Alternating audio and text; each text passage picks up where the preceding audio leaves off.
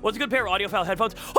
Oh, you started it now. Oh no. Uh-oh, chat. New chatter just started it now. Let's go. All right. Okay. All right. So it depends on what you're looking for. Hold on, I'm getting to the rack. I'm going to the rack right now. You started it. All right. Well, okay. I'll start out. Okay, let's go. Okay, we'll start out and I'll describe what I personally use on a day-to-day basis. So it depends entirely upon what you're looking for out of your headphones. If you want reference-style closed-back headphones, so headphones that clasp in and fully cover your ears and the sound doesn't leak out the back, then these are my personal favorite. These are the Sony MDR7506s. They are studio monitor headphones. They're made by Sony in the late 1990s, and they're very good. They're very, very good. They're very high quality. One second, I gotta catch my breath. I got really excited.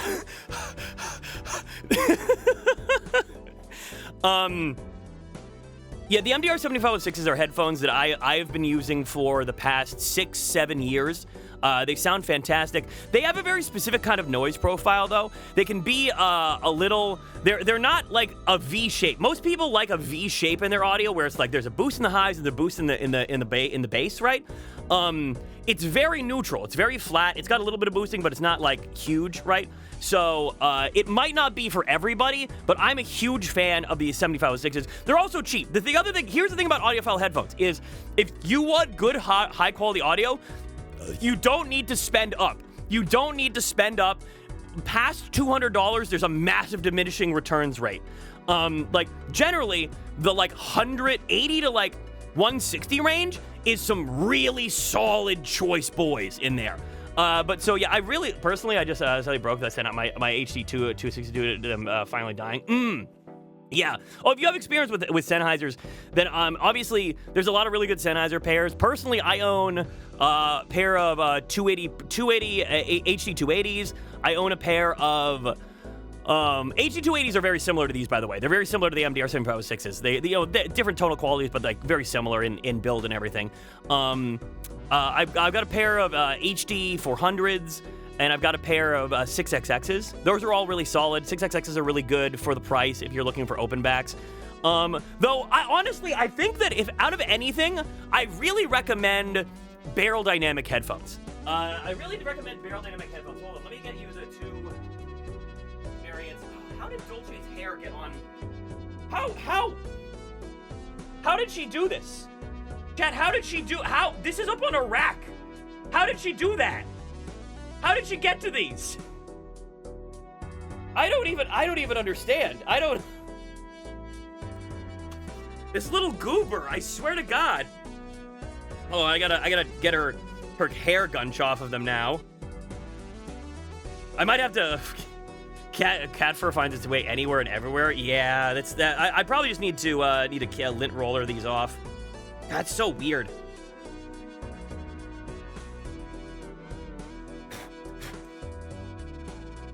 Hold on. I'm cleaning them up.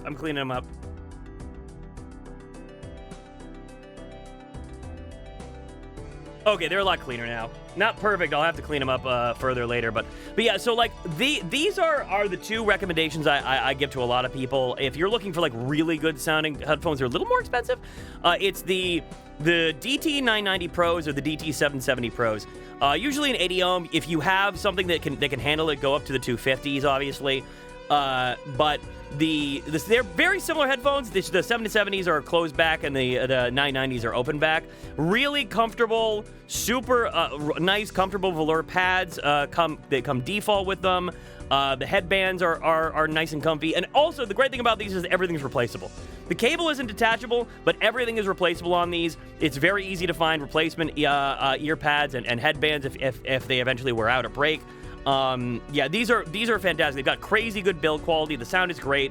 Absolutely, I would go with Barrel Dynamics, and maybe even get them used if you can find a good unit on eBay. You can save like $60-$70 on getting them used, because I think these are like $160 brand new headphones in general. But let me put these back on the rack.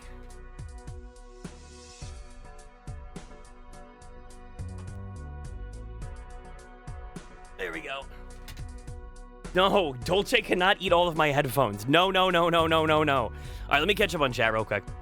Here's a good question since we're on this topic. What's the best over-the-head ones, mostly for music pure loudness, while still maintaining audio quality? Do you need an amp instead of just plugging in directly into my Case's headphone jack?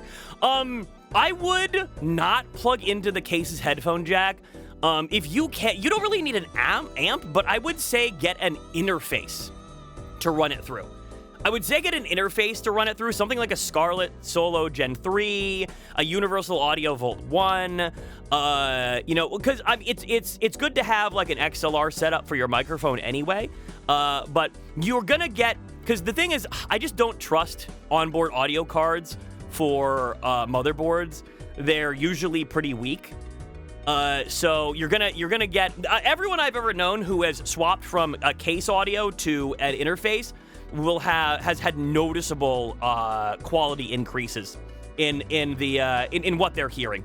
So I would say go with an inexpensive but good interface, and then you can afford to go with two 250 ohm headphones at that point. Aren't they just a DAC and the CPU handles the audio? Yes, yeah, to an extent, yeah. What are some options again? Okay, so if you really want to, so I have a bunch of audio information in my Discord in the microphones and headphones channel. If you want to go in there and check it out, I've got it in a pinned comment. But if obviously if you don't want to join or anything, it is the interface that I recommend to people the most is the Universal Audio Volt 1. It's very good. The Universal Audio Volt 1 is very good. Though, if you want to get it something a little cheaper, you can usually find a Focusrite Scarlett Solo Gen 3 for, like, used on eBay. You can find them for generally around $60 to $80. And then on, if you hunt pawn shops, though, I have found Scarlett Solos for like $30 at pawn shops before. Like, pawn shops just don't know what the fuck to do with them when they get them, and can often be negotiated down pretty well. I picked up the Volt 2 because I might have need the second board at some point. Yeah, like I found a Volt 2 the other day for $80 at a pawn shop, and it was a pretty good deal. Let me catch up on what you guys were saying in chat too. Sorry, I rambled again. I went full autism.